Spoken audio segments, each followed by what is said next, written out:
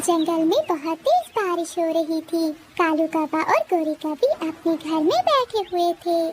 कालू जी, मैं भूख से मर जाऊंगी, मुझे कहीं से 2 दाने ही खाने के लिए ला दो। गोरी, भूख तो मुझे भी बहुत लगी हुई है, मगर कमबख्त पक्षी बहुत सियाने हो गए हैं। अब चोरी करना इतना आसान नहीं है। वो दोनों ऐसे बातें कर ही रहे थे कि तभी कालू काबे की माँ तेज बारिश में उड़ते हुए वहाँ आती है। अरे माँ जी, इतनी तेज बारिश में आप यहाँ कैसे आ गई? कालू बेटा, मेरा मन कर रहा था तुम दोनों से मिलने के लिए, इसलिए मैं चली आई। मुझे बहुत भूख लगी हुई है, कहीं से भी भोजन नहीं मिला। तुम जाओ और मेरे लिए भोजन लेकर आओ।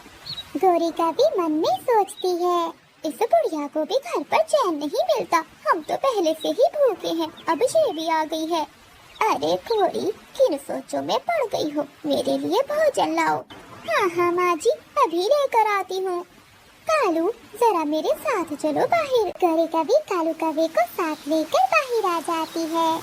कालू, अब हमें मिलकर किसी पक्षी के घर से भोजन चुराना होगा। हाँ हाँ गोरी, चलो चलते हैं। वो तेज बारिश में उड़ते हैं और मिठू तोते के घर के बाहर जाकर बैठ जाते हैं। गोरी, जाओ तुम देखो मिठू सो रहा है कि नहीं। हाँ हाँ कालू, मैं देखती हूँ, तुम यहीं बैठकर देखते रहो कि कोई आ न जाए। फिर गोरी कभी खिड़की से अंदर देखती है, परंतु मिठू तोता तो सोया ही नहीं था। वो गोरी कभी को देख लेता है। देख लिया, मैंने तुम्हें देख लिया काली कभी। दुष्ट कभी, भाग जाओ यहाँ से, वरना मैं तुम्हें डंडे से मारूंगा। थोड़ी देर बाद वो दोनों पति पत्नी वहाँ से भागते हैं, परंतु बारिश और भी तेज हो जाती है। एक पेड़ के नीचे बैठ जाते हैं। कालू, भूख के कारण मैं उड़ नहीं पा रही, मुझे बहुत भूख लगी हुई है और घर पर बैठी तुम्हारी माँ भी खाने का इंतजार कर रही है। बताओ, ऐसी बारिश में अब हम भोजन कहाँ से ढूंढेंगे? गोरी, एक उपाय है मेरे पास। हाँ हाँ बताओ, जल्दी से बताओ। चिड़िया के घर में ढेर सारा भोजन है गोरी, हम दोनों मिलकर चुराते हैं। हाँ कालू जी, ये तुम ठीक कह रहे हो, बस किसी तरह से तुम चिड़िया को घर से बाहर ले जाओ और मैं पीछे से चिड़िया का सारा भोजन चुरा लूंगी। न पति पत्नी रानू चिड़िया के घर की तरफ चले जाते हैं। गोरी का भी पेड़ के पीछे छुप जाती है और कालू का वह दरवाजे पर दस्तक देता है। अरे कालू भैया, आप ऐसे मौसम में यहाँ क्या करने आए हो? चिड़िया चिड़िया, कबूतर का घर टूट गया है और कबूतर अपने घर के नीचे दब गया है। चलो हमें मिलकर उसकी मदद करनी चाहिए। कबूतर का सुनकर रानू चिड़िया बहुत परेशान हो जाती है। काके भैया जल्दी करो, हम मिलकर कबूतर को बचा लेंगे। फिर कालू काबा रानू चिड़िया को लेकर वहाँ से चला जाता है। जैसे ही वो दोनों जाते हैं तो पीछे से गोरी का भी चिड़िया के घर में घुस जाती है। गोरी का भी अंदर जाकर देखती है तो रानू चिड़िया के घोंसले में ढेर सारा दाना और मीठे फल पड़े हुए थे। गोरी का भी को बहुत भूख लगी हुई थी, वो मजे मजे से फल खाने लगती है। जब रानू चिड़िया कबूतर के घर के पास पहुंचती है तो कबूतर का घर तो बिल्कुल ठीक था। कभी कभी तुम तो कह रहे थे कि कबूतर का घर टूट गया है, मगर ये तो बिल्कुल ठीक है। तब गोरी ने अपना काम कर लिया होगा। हाँ हाँ, चिड़िया याद आया, घर तो किसी का नहीं टूटा था, वो पेड़ की डाल टूट गई थी। कभी झूठे कभी, अब मैं तुम्हारा कभी विश्वास नहीं करूँगी, तुम हमेशा झूठ बोलते हो। रानू चिड़िया तेजी से उड़ती है और वापस अपने घर जाती है। गोरी कभी तो अभी तक मजे मजे से मीठे फल खा रही थी, उसे पता ही नहीं चलता कि कब चिड़िया घर के अंदर आ जाती है। रानू चिड़िया डंडा उठाकर गोरी कभी की खूब पिटाई करती है। चिड़िया चिड़िया मेरी बहन, छोड़ दो मुझे। निकल जाओ मेरे घर से, वरना मैं तुम्हारी टांग तोड़ दूंगी। फिर मार मार कर रानू चिड़िया गोरी कभी को अपने घर से भगा देती है। मार खा के गोरी कभी बैठी हुई थी कि कालू काबा भी वहाँ आ जाता है। गोरी, कहाँ है वो भोजन जो तुम चिड़िया के घर से चुरा कर लाई हो? अगर मार मैंने खाई है तो इसे भी उसका हिस्सा मिलना चाहिए। गोरी कालू से कहती है, पति जी, चिड़िया के घर में तो खाने की कोई चीज भी नहीं थी, मैं तो वो सामने वाले घर में गई थी, वहाँ तो मिठाई पड़ी हुई है, मैंने तो खूब जी भर कर मिठाई खाई है, जाओ तुम भी जाकर खा लो। कालू कौवा खुश हो जाता है और जल्दी से वो उस घर की ओर जाता है। वो घर तो चील का था। कालू कौवा जोर से दरवाजे को धक्का देता है और अंदर जाकर गिर जाता है। अरे कालू कौवे, ये कौन सा तरीका है किसी के घर में घुसने का? मैं अभी तुझे बताती हूँ कि किसी के घर में कैसे जाते हैं। चचा चील दी, मुझे माफ कर दो। मुझे तो गौरी ने यहाँ मिठाई खाने के लिए भेजा था। फिर चील कौवे को पकड़कर उसकी खूब धुलाई करती है। कालू कौवा काई काई करता हुआ वहाँ से भाग जाता है। भतीजी, कैसी लगी मिठाई? गौरी, मैं तुम्हें नहीं छोड़ूंगा। फिर गौरी कभी आगे आगे और कालू कौवा पीछे पीछे उड़ रहा था।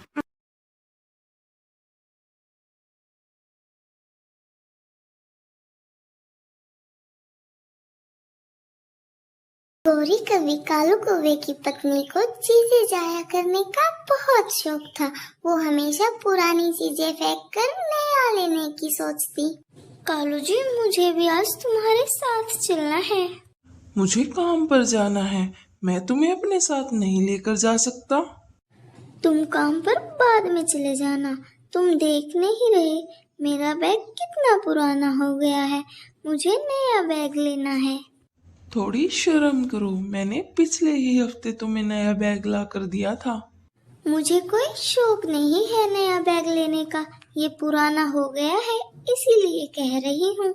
लड़ झगड़ कर गौरी कभी कालू कौवे के साथ चली जाती है और बैग की दुकान पर जाकर एक महंगी सी बैग पसंद कर लेती है। मैं तो वही लूंगी, मुझे वो बैग पसंद आ गई है। गौरी, वो बहुत महंगी है, कोई और बैग ले लो। मुझे तो जो चीज पसंद आ जाती है मैं तो वही लेती हूँ। गौरी कभी कालू से वही महंगी बैग लेती है। गौरी के घर में ताजा फल पड़े थे। वो अपने घर से दूर आकर एक पेड़ के अब मैं कालू से कहूँगी कि और फल लेकर आए। जब शाम को कालू कौवा घर लौट कर आता है तो गौरी कालू से कहती है, कालू, मेरा केले खाने का बहुत मन है, जाओ और तुम केले लेकर आओ। मैं कल ही तो कितने सारे केले लेकर आया था, वो कहाँ है?